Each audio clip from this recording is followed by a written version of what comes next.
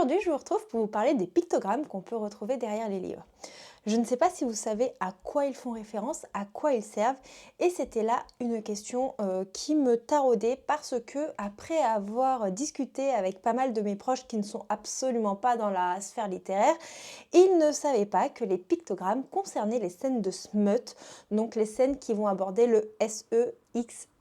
Voilà, j'épelle pour que ça puisse passer sur tous les réseaux. Et donc de ce fait, c'est vraiment l'intensité, s'il y en a plus ou moins beaucoup. Et c'est vrai que quand j'ai expliqué ça, ne serait-ce à des proches, ils m'ont dit: «Non mais c'est ça que ça voulait dire? J'ai jamais su ce que ça voulait dire, je ne comprenais pas». Et oui, les pictogrammes sont liés aux scènes de smut. Donc par exemple, chez Addictive, on a des petites flammes et plus il y a de flammes colorées, plus le livre est smut. Chez Nisha, etc., ce sont des petites pommes. Donc une pomme, ça veut dire qu'il y en a très peu. Chez Chatterley, c'est pareil, on peut retrouver des petites flammes. Et chez Hugo, ce sont des petites madames qui sont juste là.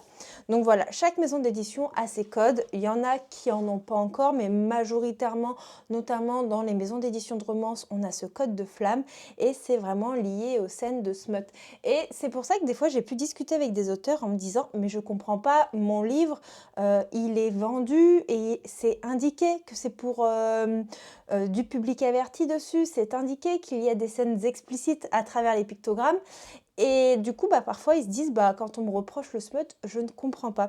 Et après avoir discuté avec plusieurs personnes, je me suis rendu compte que plusieurs personnes ne savaient pas du coup ce que signifiaient ces pictogrammes derrière.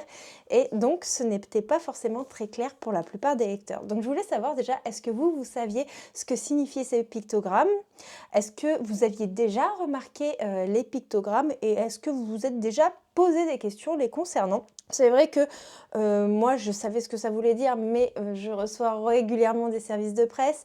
Après, chez Nisha, etc., par exemple, ce qui est bien, c'est que quand on ouvre le livre, on a ce que veut dire exactement le nombre de pommes. Mais il faut ouvrir le livre et la plupart des lecteurs vont regarder la première de couverture et la quatrième de couverture. Ils ne vont pas forcément ouvrir le livre pour avoir la définition.